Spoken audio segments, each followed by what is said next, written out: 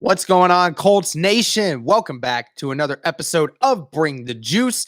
Derek Larger, Cody Felger joining me as always. Guys, we're talking some more draft content here. And, we've been talking a lot about the wide receiver groups and, what the Colts could potentially do at that spot and whether or not they're going to draft one in the second round. We'll talk about the third round, go on, so on and so on. But we're going to kind of break it down just a little bit more, talk about a few of these guys and see if you guys can see our logic and who we want to potentially get at certain spots. We'll kind of just hop into it here, Cody. So I mentioned it to you that there's 5 bona fide guys that we know for a fact that the Colts will most likely not even come close to getting. That would probably be Garrett Wilson, Jamison Williams, Drake London, Treylon Burks, and Chris Olave. Those are the guys that, are bona fide first rounders. Everyone talks about them. That's just how it's most likely going to go down. Now, the next few guys afterwards, it really depends on the ladder. But which guys go first in front of the other, I don't know at this point, but we'll kind of break it down here. So the first 3 guys that I think could go early second or into like mid second, and that is guys like Jahan Dotson out of Penn State, George Pickens out of Georgia, or Christian Watson out of North Dakota State. Out of these 3 guys, who do you think gets picked before each other? Who do you think gets picked first there?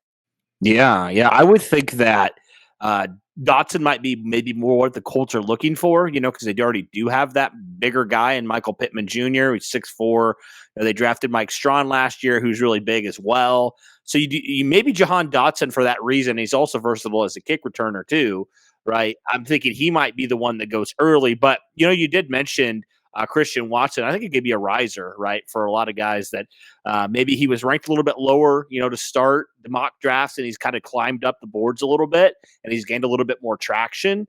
So I could see him potentially sneaking up and being ahead of these 2 guys. But, I'm just going to stick with Dotson just because of his versatility. And you just mentioned it, like he had, almost 100 catches last year for double-digit touchdowns at 1,100, almost 1,200 yards. So, and just with the injury, concern potentially. I don't know if it's concern anymore, but, if George Pickens with that ACL, maybe that would kind of push him down just a tad bit below these guys. But can't go wrong, I think, with any 3 of these guys. But so I'd probably go Dotson, and then I go Watson, and then I go Pickens.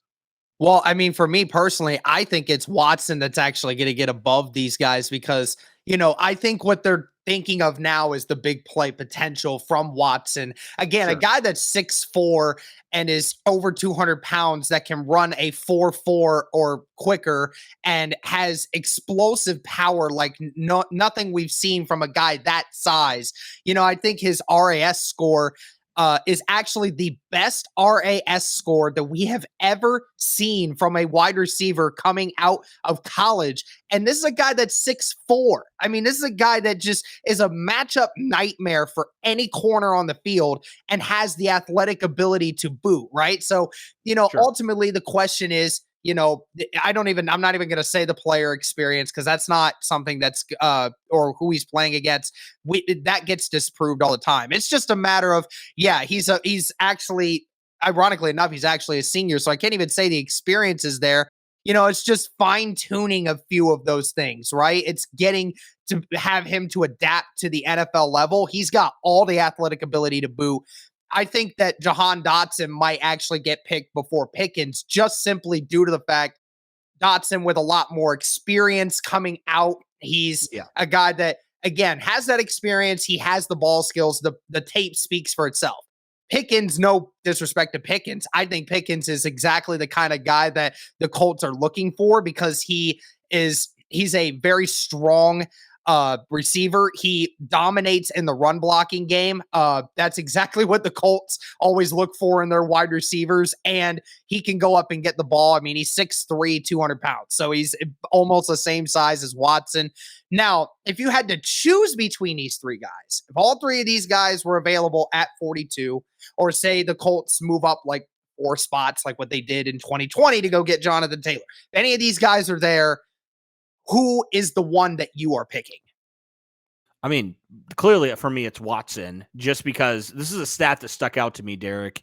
Last year, being 6'4", 210, you want to know how many yards per reception he had? I want to hear. Absolutely nuts. 20.4 yards per reception, which was absolutely crazy. That's huge. He's a big play waiting to happen, man. And for a team like the Colts, who last year were ranked really low in that category, the fit makes a ton of sense there.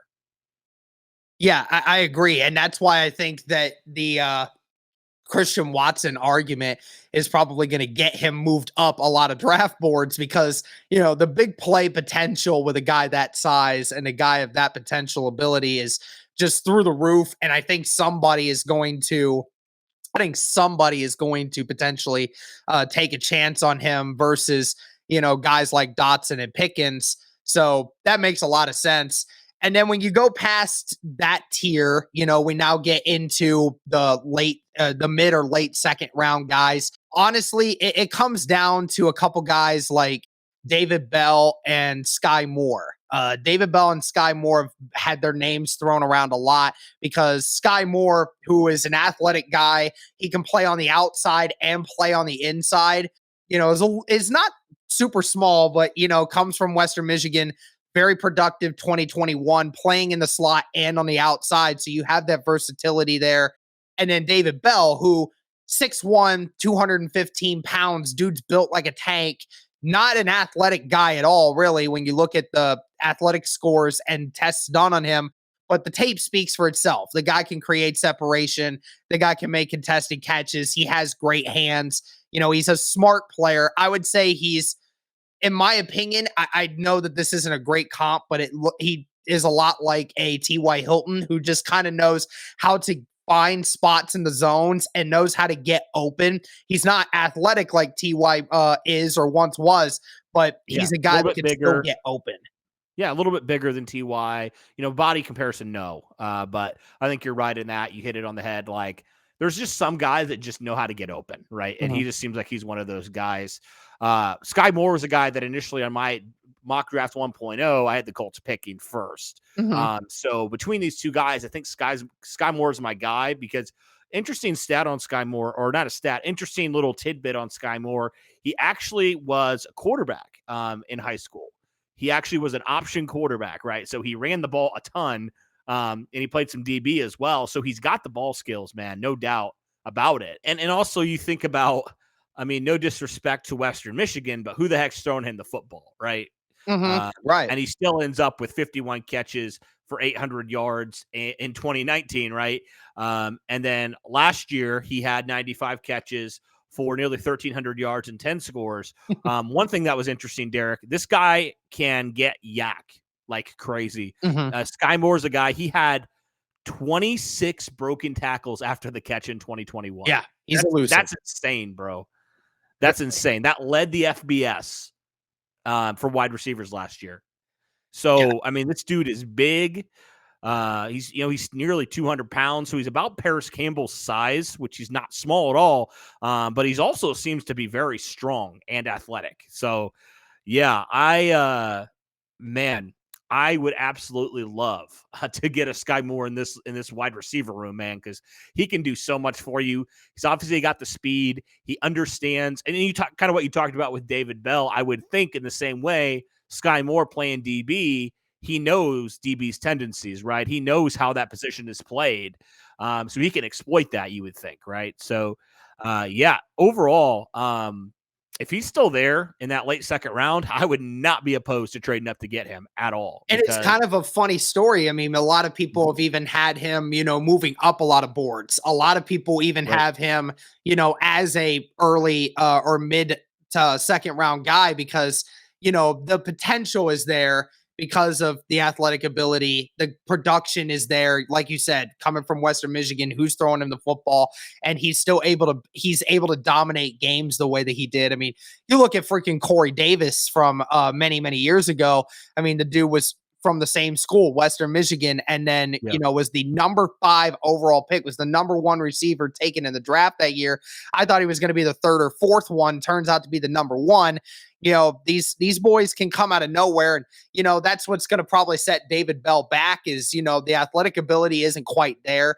David Bell could probably comfortably be a guy that you could maybe take at, I believe it's 73, that if the Colts felt that they need to move back to get a wide receiver and they didn't feel the right one was there and they felt David Bell could be one of them, maybe that's the case. But we're going to talk about a few other wide receivers here that could potentially be that third round pick for us if the Colts went a different route at 42 or moved up or whatever. Here's a couple of guys that we can mention. First one being, I'll separate him from the other 2 or 3 names that I want to mention.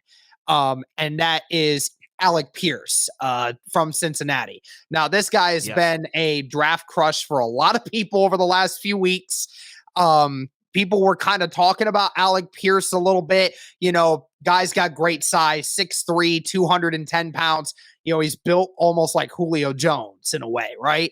But at the same time, this guy also can run a 4.3. So, this guy showed his athletic ability, has a 40-inch vertical to boot. So this guy not only has the size, but has the explosiveness and has the athletic ability to beat you in any way possible.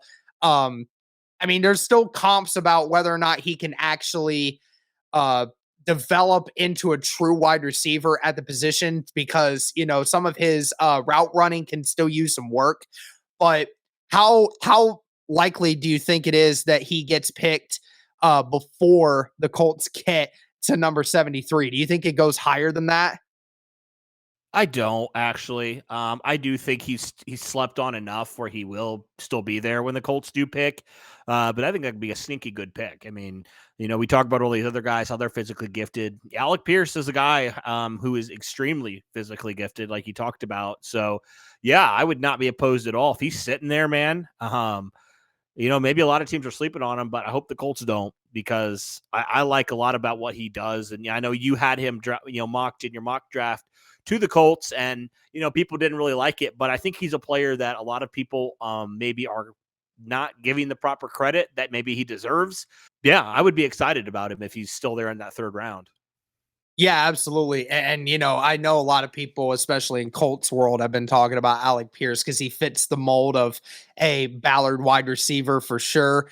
We'll see how much the combine and the pro days have been helping him. We're going to find that out. And then here, let's talk about some slot guys real quick. So we got 2 guys that really come to mind here. That is John Mechie III from Alabama and Wan'Dale Robinson from Kentucky. 2 guys that have completely different play styles for how they get their stats. But Cody, both of these guys extremely productive at their schools.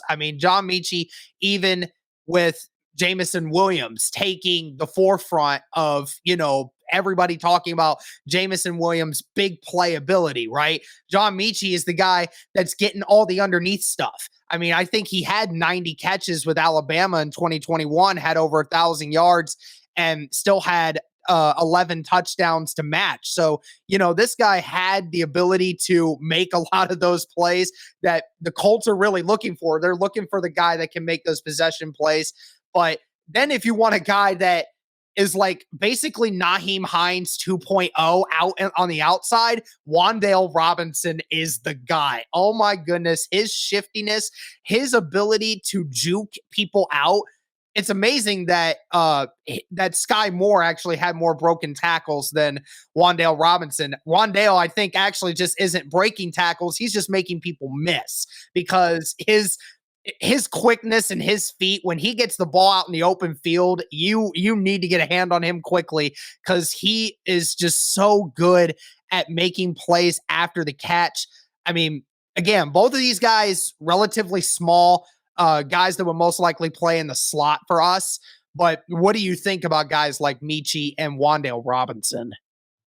Really, I mean, obviously you got Naheem Hines. We'll see how they use him, but I mean, you don't really have a guy that can line up in the slot and do it super effectively, right? I mean, you have a couple guys you could maybe throw in, Paris Campbell, or fill in the blank. I don't even know, Ashton Doolin maybe, but you don't really have that legitimate guy. Like, I look at it kind of like, you got your guy on defense in the slot and Kenny Moore. Like, he's your guy. You don't have necessarily a guy that's a weapon in that aspect. I mean, Naheem Hines, if he's used, but he hasn't been used in that way at this point. So unless they do start using Naheem Hines a lot more in the slot, they need to, I think they just need more, guys that you just get the ball in their hands and let them do work, and they have a couple of them, but I think they just need more, especially with the unreliability outside of Michael Pittman. You just need some more guys. You need a guy that can complement Pittman well, and you haven't really found that guy quite yet. So, yeah, I think Michi, for me, would be the guy that I would be most intrigued about. Obviously, there's that injury. The injuries are a concern, but you're right. Even with Jamison Williams on the other side, the dude still was phenomenal last season. So, insane in the last 7 games what he was able to do, Derek. I mean, he had 62 catches for nearly 800 yards and 6 touchdowns in the 7 games he played, the final 7 games. So this dude's productive, man. And, it's kind of like, are you willing to, I guess my question would be, are you willing to take the risk knowing you've had a guy that's suffered some injuries, some serious injuries the first couple of years in the league? Are you willing to potentially take that chance again? And get a guy that's talented. Talent's not a question. It's just availability is potentially a question. Right. Yeah, and I mean, for me, I would absolutely just love to see Wan'Dale Robinson on this offense because, I could just see him being the guy that just opens the playbook for you even more because, you can use him in a multitude of ways. You can use him in the quick screen game.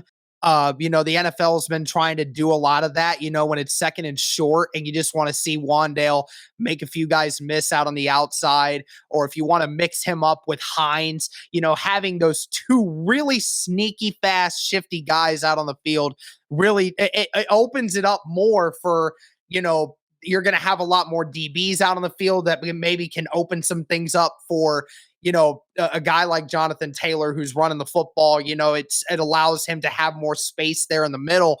I just think Wan'Dale is a guy that he is just somebody that you always have to keep an eye on because if you don't watch him, he is just somebody that's going to burn you so quickly.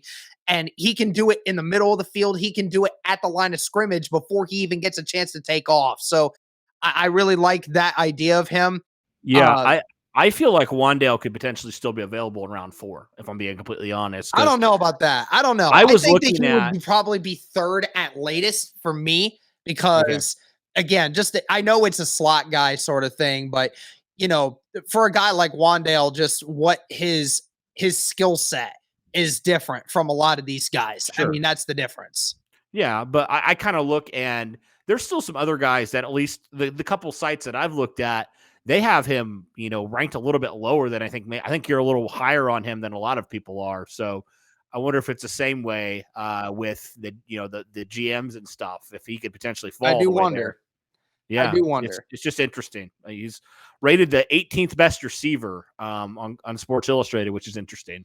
CBS NFL actually ranked him as the 12th ranked wide receiver in the group. Yeah. So it's a crapshoot because he was kind of at that 9 or 10 spot before combine and pro day and stuff kind of came out.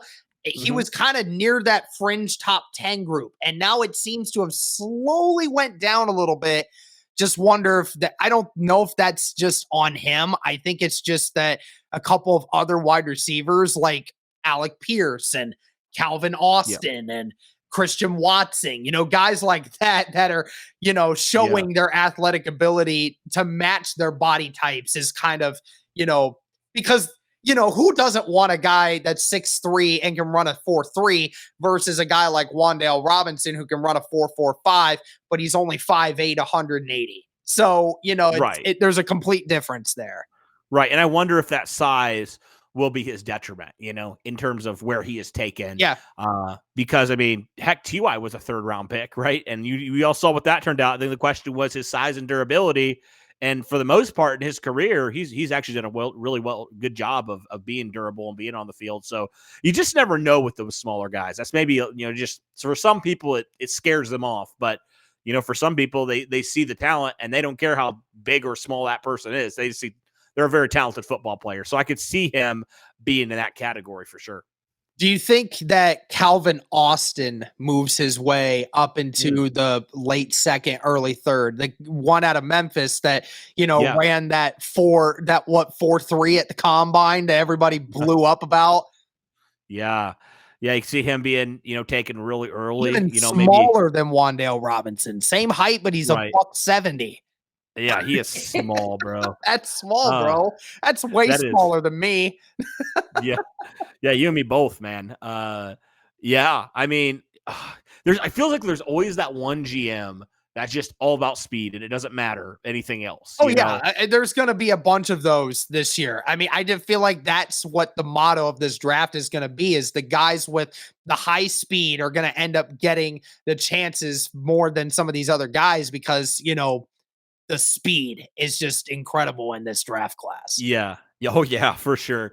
I mean, it's like a freaking like it seems like every year there's a receiver or two that are taken extremely early. Like last year, it was Kadarius Toney, right? Yeah. And there's always guys that are just like what? Like, we may be saying, oh, they might be a second or third round pick, and they end up going in like the ironically enough, I think Kadarius Toney's actually a great comp for Wan'Dale Robinson. I see a lot of Kadarius Toney and Wan'Dale because you saw his Florida clips just, making people miss out in the open field. That's just what he does. Hasn't quite translated to the NFL game just yet, mainly due to the fact that he's with the Giants. Right. Maybe it's different for Wan'Dale if he actually gets the right quarterback in the right scheme. So absolutely. Yeah. Yeah. There's a lot. One thing I think is for sure, like this is an extremely deep wide receiver class.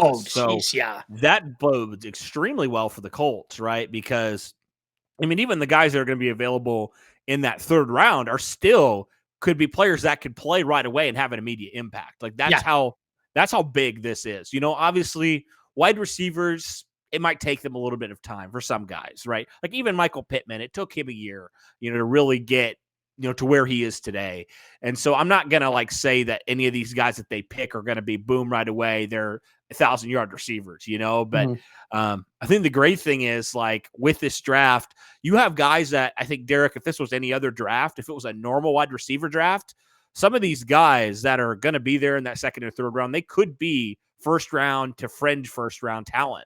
And that's crazy, and I think that's maybe why the Colts have elected to kind of stay pat right now at wide receiver. Cause I know this class is just going to be absolutely amazing, right? It's going to be an incredible class. It's going to be almost 2020 class all over again, maybe not that extreme, cause that was an extremely good class, but you know what I mean? Like it's a good class all the way around. Yeah. So. Even if you could potentially double dip in this draft with how deep it is. I mean, going second, maybe even fourth round as well, going back to almost back to back with the wide receivers. Cause there's a bunch of guys that, could still slip. I think one receiver, and if you have a name with this as well, I'll let you do it as well. But I think there's one name, we can talk about one name that I think will slip. And that's a name that I think a lot of draft boards have him as like in the top 15 wide receivers. Me personally, I don't see this guy getting drafted before the third round at all. And that is Justin Ross from Clemson. 6'4", 205. So he's just as built as any of the rest of these top wide receivers. I just think the ultimate issue you have with Justin is, there's been some issues with, the athletic abilities. I think that the unfortunate thing is he's not quite the athlete of somebody of a Christian Watson or a George Pickens or something like that.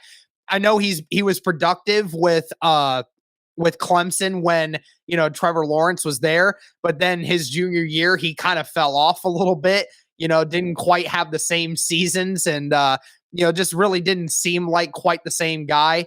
Obviously that's going to happen when you go from possibly the greatest college quarterback that we've ever seen versus, what Clemson turned into in 2021. But, I think Justin Ross could be a guy that will slip, even though I think he's got great ability to show that he can be a good wide receiver. I just think that, what happened in 2021 versus, and also with a relatively bad athletic score, I think it's going to drop him. Yeah, is it like, I mean, maybe it's probably not, apples to apples here, but like, is it kind of potentially like a Deion Kane situation where, he loses his maybe, and maybe he probably deserves it more than Deion Kane did, honestly. Mhm. But where he's, a lot of people say, man, this guy's going to be one of the top receivers. And then he has kind of a down year, he loses his quarterback, all that stuff. Um, and he drops, he falls, he slips a lot in the draft. Could you see that potentially happening, like kind of a similar situation to that? Oh yeah, absolutely. I think Justin Ross could easily fall to the late third, early fourth. I think this is a guy that, again, he's had a issue with losing his best quarterback, obviously, and the production's going to slip a little bit. But even then, when he was never truly the number one wide receiver ever at Clemson, no matter what year it was. Even outside of this last year, at times he wasn't, because he missed some games. But either way, I mean, Justin Ross still was able to be productive even amongst that. So, kind of got a little bit of the John Michie treatment, even though he wasn't quite as productive. But yeah, I think Justin Ross could definitely be a guy that, again, if all the speedy guys are taken up out of the way, and Ballard has already dipped into the speedy guy category in the second round, then maybe Justin Ross is a guy that, Ballard could sneak back in the fourth round if he's still there. Then, I wouldn't be opposed to it, because he's got a good body and he definitely was productive. Just think that he needs to fine tune a few things. Sure, sure. Yeah, absolutely. It's like just give Reggie Wayne more guys to mold, basically. Exactly. Yeah. Exactly right. Well, Yeah. do you got anything else on this wide receiver group before we call this thing? No, I think we said it. It's a good group of wide receivers in this draft.